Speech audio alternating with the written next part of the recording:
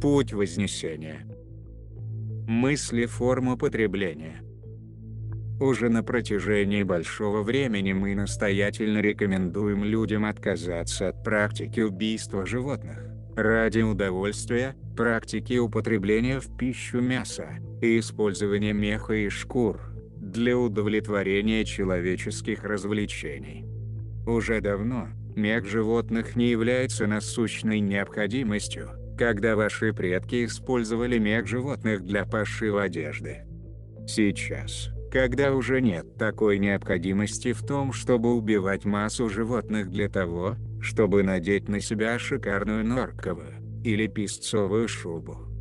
Современная текстильная промышленность производит достаточно одежды из высококачественных, теплых растительных материалов. Так зачем же и почему человечество продолжает массовые убийства животных на фермах, а также отстреливать диких животных в лесах? Не для своей ли забавы? Или же, как некоторые уверяют, для удовлетворения ваших древних инстинктов охоты? Не так ли в древности аннануки охотились на своих рабов, а далее любимые рабы аннануков охотились на своих рабов ради забавы, удовлетворения похоти, жажды насилия, крови и удовлетворения от боли и страданий своих рабов? И теперь даже простой прием пищи превратился в культ или забаву. Ваши СМИ пестрят развлекательными передачами с изощренными кулинарными рецептурами. Кто больше съест, кто съест больше пауков или жгучего перца. Что еще придумает человечество, чтобы развлечь себя от скуки в своем механизированном состоянии? Многих из вас возмущает то, что на вашей площадке приносят на алтарь людей и детей в темных ритуалах сатанизма, но при этом вы не задумываетесь, что есть самим живых существ, при этом убиенных путем насильственного прекращения жизненного цикла этой сущности. Это нормально. На уровне 4 и выше позитивной плотности не употребляют пищу животного происхождения. Это привычки 3 плотности, и если вы еще не пришли к этому пониманию, значит вы твердо застряли обеими ногами на площадке 3 плотности. Дорогие, возлюбленные, неужели вы не понимаете, что убивая других живых существ и продолжая их поедать, невозможно не быть убийцей? Как много говорилось об этом. Как много говорилось также об уравновешивании кармы. Многих возмущает насилие, которое применяется государственными силовыми структурами к своим гражданам на фоне происходящих событий. Люди не хотят идти на войну, люди не хотят войн. Люди не хотят быть мясом. Они выходят с плакатами «Мы не мясо». Всякий, употребляющий в пищу животное мясо, является прямым и косвенным соучастником убийств, и в настоящее время имеет очень тяжелую карму, связанную с мыслеформой потребления, разрушения, войной, так как убийство живого существа, не давшего на этого согласия, является серьезным нарушением истинного духовного закона, закона единого. Сначала вы мясник, ну а завтра вы – мясо. Такова карма. И время пришло платить по счетам нам всем. Всякий, кто слышит это послание, увидит аналогию, не так ли человечество загоняет свой скот на убой, для того, чтобы прокормить себя мясом животных, удовлетворив свой хищнический инстинкт. Но чаще всего, все предупреждения, люди воспринимают лишь как забаву, развлечение перед сном, но не как руководство к действию. Как будто люди бессмертны, и будут жить долго, и видя везде беззаконие, человек решает, гуляй рванина. И век беззакония будет бесконечным. Не раз говорилось, что употребление в пищу животных существ является нарушением основополагающего, истинного и единого духовного закона, закона свободы воли и закона непричинения вреда. Поедание плоти убиенных существ, людей, животных и птиц, является практикой древних темных ритуалов жертвоприношения черной магии. По существу те, кто ест мясо убитой сущности, является соучастником этого ритуала убийства. Вся информация об этом убийстве переходит в каждую клеточку вашего физического тела, и вы становитесь носителем программы черной магии, программы разрушения, причинения вреда, программу войн и убийств. В своем безрассудстве, человечество придумывает все новые способы получения дофамина, а все живое вокруг страдает все сильнее и сильнее. Дофамин не вызывает чувство удовольствия или удовлетворения, а создает сильное ощущение предвкушения от получения результата или нежелания его получения, подобное тому, которое испытывают люди перед оргазмом, или при сильном отвращении. Дофамин естественным образом вырабатывается в больших количествах во время секса, приема вкусной пищи, приятных телесных ощущений. Дофамин является предшественником гормона смерти. Смертельный гормон вырабатывается в гипофизе гуманоидных форм с двумя цепочками ДНК и убивает здоровую живую ткань, чтобы вызвать смерть. Смертельный гормон дает начало аналогичным гормонам смерти, которые выделяются в каждом органе и железе в форме. Такие гормоны приводят к затуханию деятельности каждого органа и всех желез по всему телу, сразу же вызывая интоксикацию клеток и вводя их в шок, а затем в энергетическое голодание и уничтожение. Вот как происходит смерть при всех обстоятельствах в данное историческое время. Когда любое живое существо, включая рыбу и растения, умирает, смертельный гормон извергается в каждый орган, мускул и систему по всему телу, независимо от способа умерщвления. Такой гормон пронизывает мускулы, и особенно жир, который всякий раз потребляют люди, когда едят животное мясо или рыбу. При потреблении смертельного гормона, человек вводит смерть, программу смерти в свое ДНК и в свою систему. И это та причина, по которой посвященные выбирают строго вегетарианский режим питания. Склонность к мясу позволяет лучше осмыслить сущность смертельного гормона.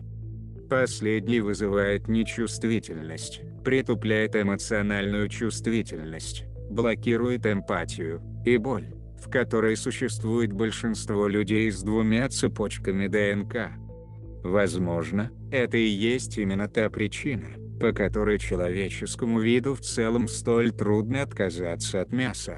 Она создает потребность потреблять плоть даже при том, что все питательные вещества, которые необходимы для поддержания формы, распространены сейчас в растительности. Учитывая понимание смертельного гормона и то, как он убивает живые клетки, мы рекомендуем всем возносящимся посвященным подумать о том, чтобы сводить потребление плоти к абсолютному минимуму, к тем периодам восхождения, где просто требуются аминокислоты, которые вегетарианское питание не обеспечивает. Когда такие фазы проходят, рекомендуем возобновлять вегетарианский режим питания, для того, чтобы довести до минимума добавку смертельного гормона в восходящую систему, ибо он убивает здоровую ткань, заставляя посвященных бессмысленно возрождать то, что умирает при потреблении плоти. В дальнейшем, животное молоко рекомендуется заменить на растительное молоко. Наши предки, 7 коренных рас, в течение длительного времени оставались чистокровными, ибо изначально засеивались в отдаленных друг от друга регионах, где за многие десятки тысяч километров не встречался никто другой. Встреча главным образом исключалась отсутствием транспортных средств. В течение 25 тысяч лет, 100 тысячам человеческих лет, для 7 коренных рас, жизнь продвигалась довольно мирно. Некоторые мигрировали, находя друг друга, и начав смешиваться. Однако, наибольшая часть племени не селилась далее 1500 километров от того места, где их первоначально поселили. В течение этого периода численность коренных рас увеличилась. Человеческие голографические записи четко показывают, что в те времена человеческой истории большинство племен никогда не превышало 4000 человек. Что в свою очередь приравнивалось к наличию во всем мире всего лишь 28 тысяч человек, существовавших в таком количестве большую часть 25-тысячелетнего периода. Продолжительность жизни среднего человека в тот временной период была 2000 человеческих лет. Люди имели регенеративную кристаллическую биологию, которая не знала старения до 1800-летнего возраста. Затем, постепенный выход из строя приводил к болезни и смерти. Поскольку люди были вегетарианцами, они оставались в мире друг с другом, и в каждом племени в течение 25 тысяч лет. Люди красного народа создали простые духовные практики, имевшие отношение к их соответствующим богам. Подобные методы вращались вокруг циклов жизни, роста и сбора урожая, или уборочного сезона, супружества, воспроизводства, воспитания детей, и способа жизни в гармонии с окружающими племя царствами природы. Царства природы с лихвой обеспечивали людей, представленных в ту пору на земле, не было ни голодания, ни нужды. Одежду и жилье развивали несложными проектами, исходя из предлагаемых природой условий. Это были те самые сады Эдема, которые большинство людей голографически хранят в памяти, и страстно желают. Некоторые из людей красных народов проживали кочующий образ жизни, передвигаясь между сезонами от одного региона к другому, собирая орехи, фрукты, ягоды и овощи за сезон. Однако остальные учились заниматься сельским хозяйством и оставались в одной и той же области с сезона до сезона. Охота или рыбная ловля не практиковались вообще, поскольку отобранные люди были строгими вегетарианцами. В настоящее время этот режим может включать в себя молоко, сыр, масло и яйца, которые обеспечивают достаточно белка, чтобы содействовать непрерывному восхождению. В дальнейшем, животное молоко рекомендуется заменить на растительное молоко. Вегетарианство предусматривает мир в человеческих взаимоотношениях, поскольку вы не можете разрушать другого, не разрушая себя самого, а убиение, по характеру есть разновидность войн, которая рано или поздно неизбежно приводит к человеческой бойне. С растительностью дело обстоит иначе, ибо растительность и фрукты имеют соглашение потребляться в пищу. При этом, потребление растительности не воспринимается в качестве акта вреда. Для восходящих людей, каждый миг текущего времени предназначен для того, чтобы сосредоточиться на восхождении за пределы различных стереотипов разрушения, потребления, а также кармы войн и болезни, которая с ними связана. Текущие физиологические изменения в светокопии шаблона Вознесения предусматривают вегетарианский кишечный тракт, чтобы дальнейшее развитие и рост шли с учетом отсутствия потребности поедать плоть с целью достатка аминокислот для вознесения. Данное изменение, когда его охватывают, позволяет всем восходящим становиться вегетарианцами и прекращать нужду в кровопролитии и убое животных. Такого рода изменения приводят к биологическому завершению парадигмы уничтожения, разрушения, поглощения, потребления. Каждый вид, потребляющий плоть, в последующих 18 поколениях подвергнется аналогичному биологическому переходу на вегетарианство. Для человеческих масс, новорожденные дети войдут в мир с вегетарианским кишечным трактом, И ожидается, что родители данного потомства, или те, кто проявит к ним внимание, будут обладать достаточной сознательностью и информированностью, чтобы не кормить ребенка плотью. В противном случае, это только заставит ребенка снова входить в парадигму разрушения, ибо акт поедания плоти заставляет мысли форму разрушения оставаться в любом восходящем поле. Бессознательное разрушение между двумя людьми не прекращается до тех пор, пока они не выбирают для себя строго вегетарианский режим питания. Выбор вегетарианского питания приводит к тому, что энергетическое насилие будет полностью трансмутировано. Так обстоит дело для всех людей, поскольку именно в процессе поедания плоти люди испытали падение в столь разрушительную мыслеформу, что война и болезнь возникали в их реалиях, как неизбежное следствие таковой. Производимая вследствие потребления бойня приводит к потребности воевать, к войне, а также ведет к болезни. В конце концов, если человек убивает другие виды, он также убивает самого себя и свой собственный вид, и данная мыслеформа со временем манифестирует именно такой результат.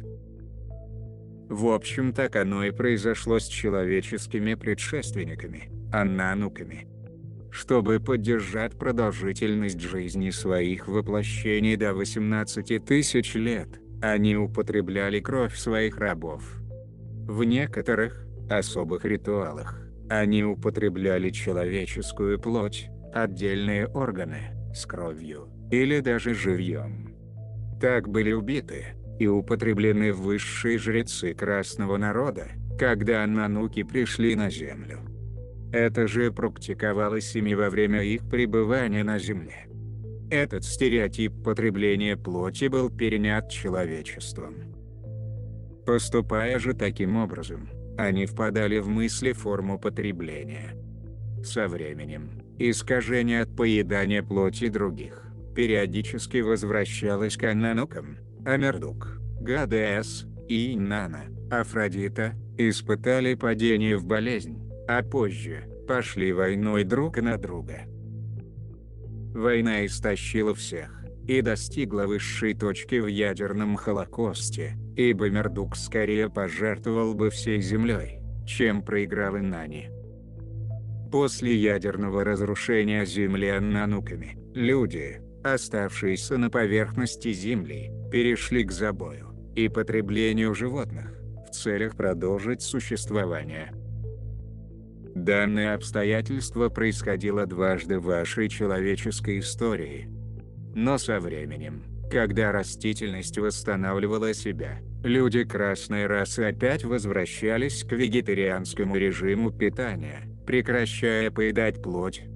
Однако белая раса, связанная с аннануками и их народонаселением рабов, с того момента продолжила употреблять в пищу плоть 30 тысяч лет назад, или 120 тысяч человеческих лет назад. К тому же, около 10 тысяч лет назад, 40 тысяч, 52 тысячи человеческих лет назад, после падения Атлантиды и произошедшего там ядерного уничтожения, все люди испытали столь низкое падение сознания и стали до такой степени механическими, что все человечество с тех пор сохранило пристрастие к поеданию животной плоти и неизменным устоям, склонностям и порядку вещей, базирующихся на потреблении. Мы приглашаем посвященных, желающих лучше понять, как природа рассматривает подобные вещи, вместе с человеческими событиями и выражением чаще бывать на природе, настраиваться на природу, прислушиваться к природным царствам. Только когда каждый станет чувствовать природу, восхождение людей, выстроит мост к работе в единстве со всеми царствами на земле. В данное время карма потребления высвобождается на всей мировой чаше весов. Человечество Земли должно завершить смысле формы потребления. После того, как это произойдет, ложное вмешательство, и души, использовавшие тактику, где в основе лежит разрушение, уничтожение, потребление, поглощение, сущности, стремившиеся во многих падениях сознания разворовывать поле, энергетическую решетку, библиотеки знаний и системы движения энергии Земли и человечества, прекратят обладать каким-либо влиянием. Из вышесказанного можно понять, что мысли формы вызывают к жизни тот или иной опыт. Преодолевается мысли форма, и соответственно изменяется переживаемый опыт. Ибо именно мысли формы вызывает опыт, или по-другому, создает ситуации в ваших жизненных реалиях. Превосходя мысли формы основ потребления, Земля, человек и все виды жизни на ней перестанут быть потребляемыми или разворованными. При этом, Земля и все человечество выйдет из реалий бессознательного вреда, который изводил всю Землю, и особенно за прошедшие 50 тысяч лет, 200 тысяч человеческих лет, мировой планетарной истории. Мы надеемся, что эта информация была полезной для вашего индивидуального пути вознесения. Каждый может использовать эту информацию, насколько она резонирует с вами. Благодарим всех, кто участвует в вознесении Земли и человечества.